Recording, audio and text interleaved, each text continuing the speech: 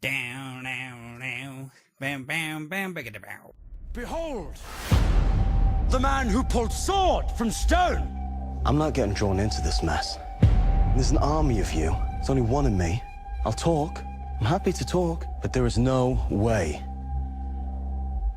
that I am fighting. This young man, he died fair soon, by the light of the hunter's moon.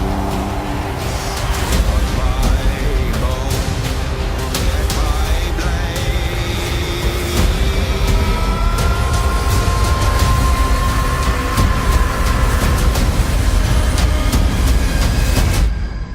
So what happens now?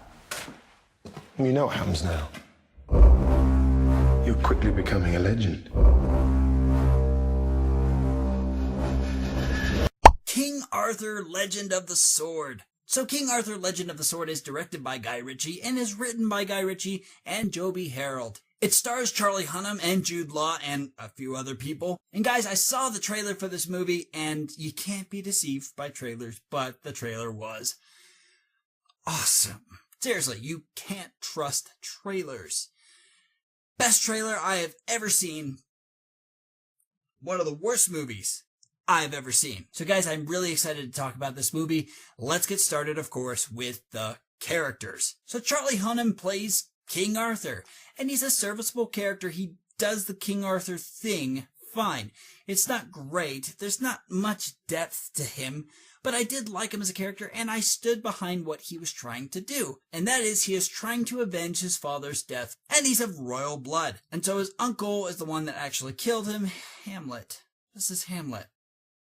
Lion King 101, guys. Yeah, Jude Law is the douchebag uncle that killed the father, and he's a mage.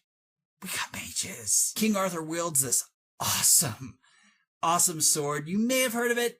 Excalibur. I love this sword. He's got a cool little posse of friends. Some of them mages, some of them warriors, some of them not just anything. They're just supporters. They're the Samwise Gamgees to King Arthur. And as a whole, the characters, they did what they were supposed to do. They worked fine.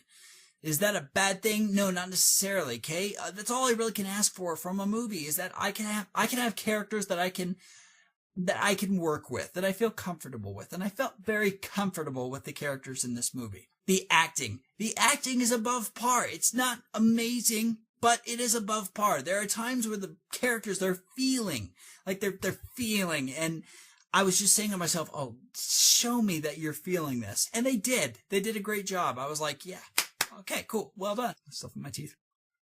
I still got popcorn in my teeth. Maybe not.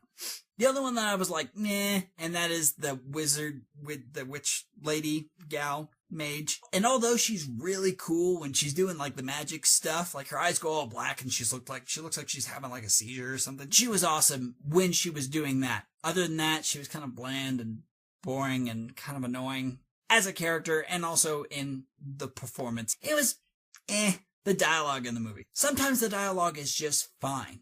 Other times, the dialogue is actually really good. There's a couple of lines in this movie that I really enjoyed. The movie is funny at certain points, but there's a particular last line that's attributed to the last few minutes of a certain character, and I really, really liked it. So I won't say it, but you may notice it coming toward the end of the film. The story. It's a redemption story, okay? So it's going to be cliche. But the thing is that Guy Ritchie has a certain style of filming that I really, really like, where he likes to show that he's going forward and backward in time. With the filming, I can't describe it. Have you seen Sherlock Holmes? Boom. It's Sherlock Holmes. And so this is one of those times where a cliche story is being told, but it's being done in a way that is interesting enough to keep me invested. Even though that I know what's going to happen, it's fine. I don't care. I was really fascinated with the way it was being told. And the action in this movie, guys. It is my complaint as well as my praise. I loved the action in this movie. Sometimes a little jarring, a little hard to focus. Not because it's shaky cam, but because he has this weird trucking shot thing where he moves to a certain angle really quickly. He rotates things really quick. I'm like, seizure. The mage lady, like all the way. But the thing that I really didn't like is that I didn't get enough of it. Right when things felt like they were getting awesome, I was like, oh, this is it's over. Also, there were times in the movie where I was getting a little bit bored. I was like, just get back to the fighting. Let's get to it. But I don't think you're going to get too bored in this movie. Predictability. Kind of, I've already addressed this. Yeah, the movie is predictable, but it didn't really bother me, okay? Because you have that extra layer of awesome stylistic filmmaking. So I will say, yeah, it's predictable. Lastly, moral lesson.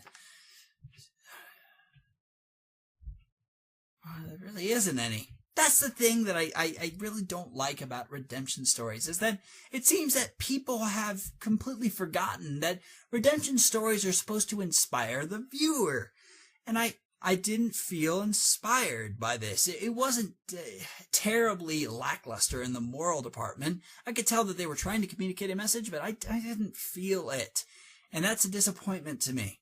But guys, I am so excited to do this. I haven't done it yet. So let's do extra. Yes, we have an extra. We have a secret extra segment that is worth talking about. And boy, it is worth talking about. And that is the soundtrack. Oh my gosh, the soundtrack for this movie is one of the best Let me repeat myself. I haven't even finished yet. But this is one of the best soundtracks I have ever seen in film. I am buying the soundtrack. Or pirating it.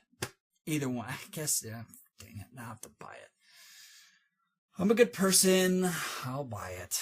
Seriously, if I need to be productive, I will listen to this soundtrack. Oh my gosh, I think I'm just going to go listen to it right now. Yeah, I'm just going to go listen to it right now. Guys, King Arthur Legend of the Sword was already a good movie. I already enjoyed it, but that soundtrack really saved it. I absolutely loved this movie, even if it's just for the soundtrack and for the little bits of action that we do get in the film, which is why I'm going to put this movie at number 62 on the list. Just a quick shout out to a reviewer that is a lot like myself. Just starting out, and he's doing a pretty good job. And his name is Casey Knight, the Movie Knight. Now, he has no idea that I am attributing him in this review, and I hope that he knows I mean absolutely no disrespect. It is absolute respect for critics like myself that are trying their best to get their material out there. But anyways, Casey Knight, the Movie Knight, he is a great reviewer. He has a very similar kind of review style that I do, in that he likes to use kind of an outline in order to portray or display his material. I really respect him. I particularly respected his review on King Arthur. It got me really stoked because I was really worried that this movie was going to suck, and it didn't. So, bravo, sir. Go check out his channel and subscribe to him. Movie Night. Go check him out. So, King Arthur, Legend of the Sword. Yeah, definitely go check it out and tell me what you thought about it below, because I absolutely care to know. And if you want to subscribe, just click the daggum subscribe button, and I will see you next time on MovieSlayer.